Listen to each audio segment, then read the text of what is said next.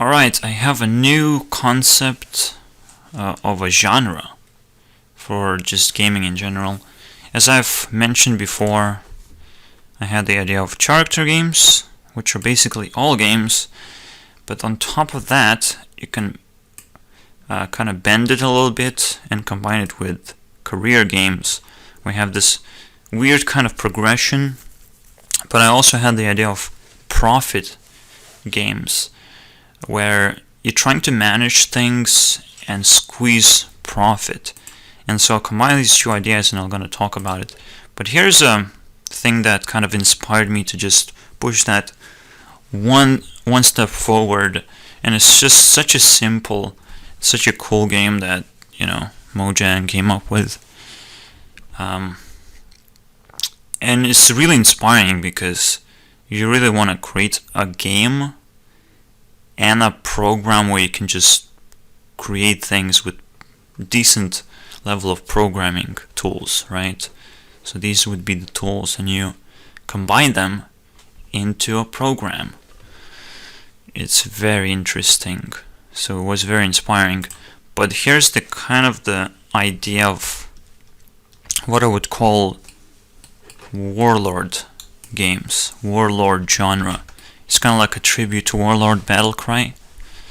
But the idea is you have a certain amount of levels that you distribute in kind of a land shape, which can all be unlocked, but you have to conquer the land.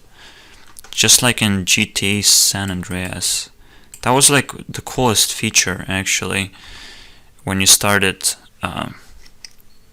conquering other gangs' territory. That would be like, wow, that's interesting.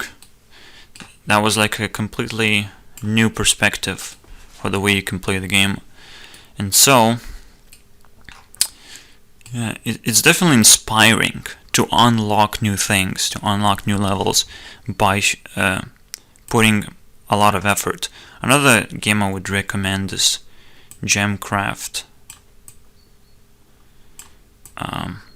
It also had influence in terms of uncovering this idea of you collect enough points, you have enough experience, and then you able to complete this level, and this would unlock other levels as well. But the way that I unlock levels, or this idea in which way you're going to be unlocking levels, is a little bit different than just completing a level. You have to complete a level in a very good way.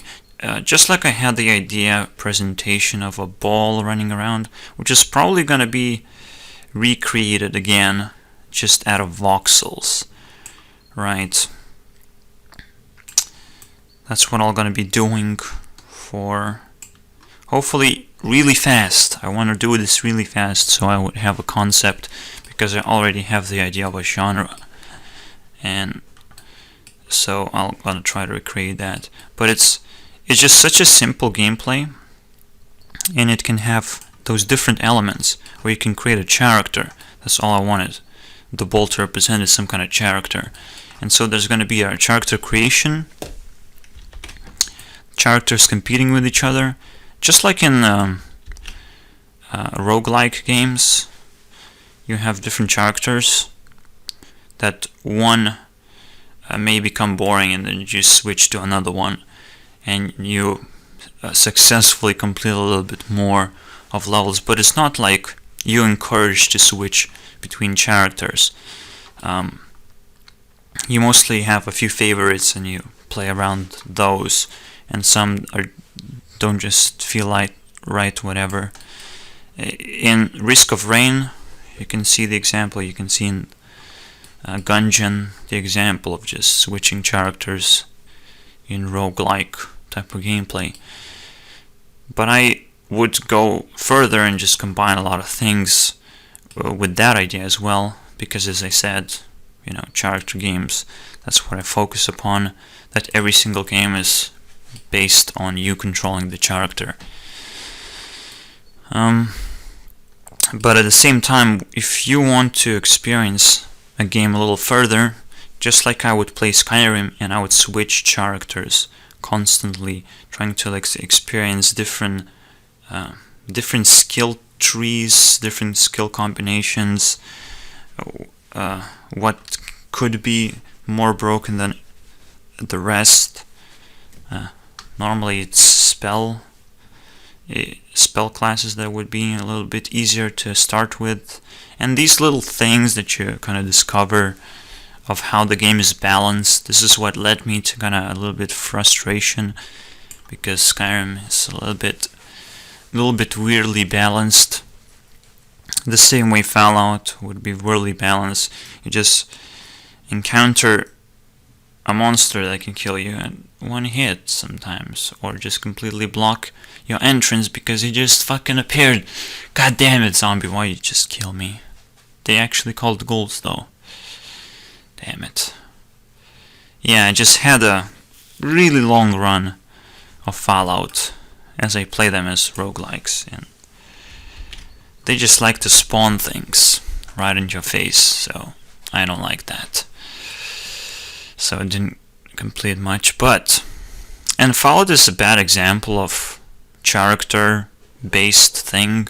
Even though you can customize and you can explore different skills, it's mostly the same thing. You just pick a certain direction that works very well, and you continue doing that, and the game doesn't really challenge that direction whatsoever, and you cannot experience anything else. You just try to complete the game, and you know, you find stories, but they're easy to do because you already have a character that is capable of doing everything. And the game also has to encourage the fact that it has to be completed with that one character that you have. So here the focus is on multiple characters, and which there will be fully embraced in the Warlord territory basically. So different characters are going to be able to complete different levels better, right? So a character number 1 may be better at the first level, or the second level would be better for character number 2. So, and every time you complete a level, you get a certain amount of points, which you can spend on unlocking tools to create new characters, and slots to make sure that you can actually create a new character and not just scrap the old one and start all over again. So again, in the end of the level you get points, and every single time you make a run you get points again, but this time the points are calculated as an average of your all runs, just to make sure that luck is not in the equation. Let's say you discover that the second character is a lot better at the level, you get 8 points. At the second time you get 2 points because you didn't kind of understood how the second character worked, and so the average would drop down a little bit.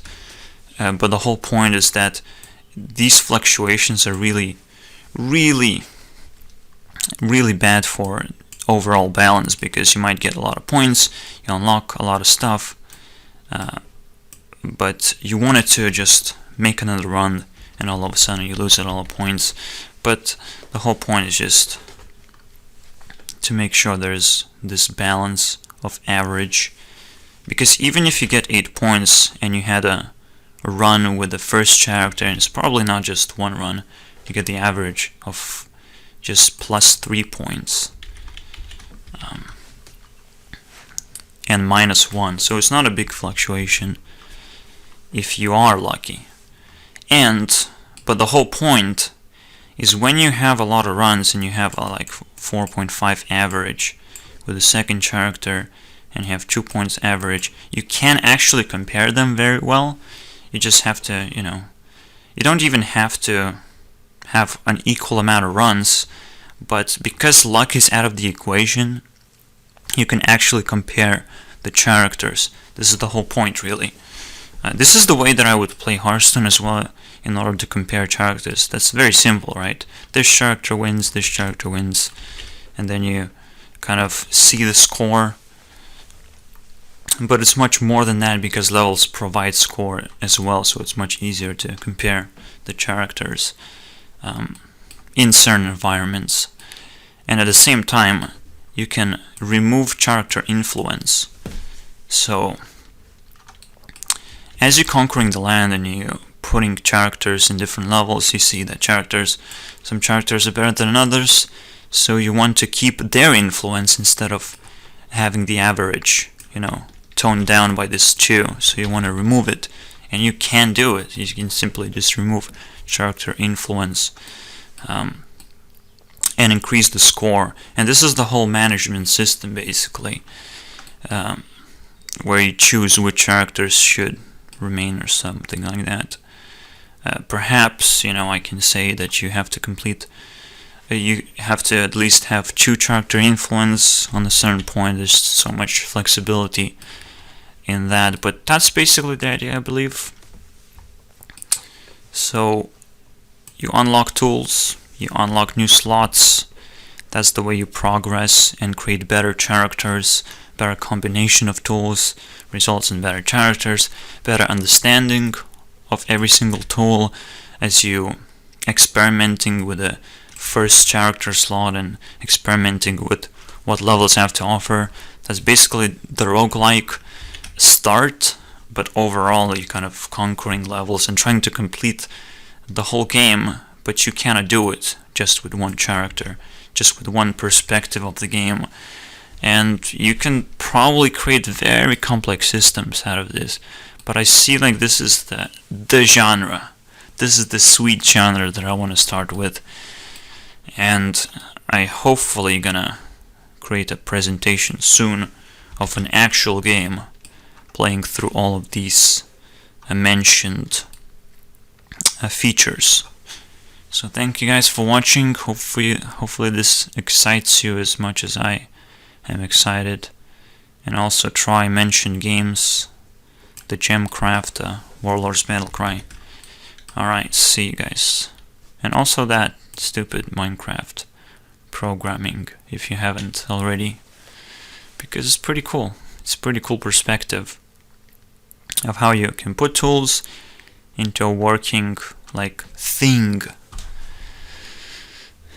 And the idea would be let's say you're making a card game, you can still use the same idea, and mostly games use the same system, the same progression system of RPG you can find in mobile games, but they kind of use the same system that works the best. So I believe that this is actually even better. So let's see what I can do. It's gonna be super fun.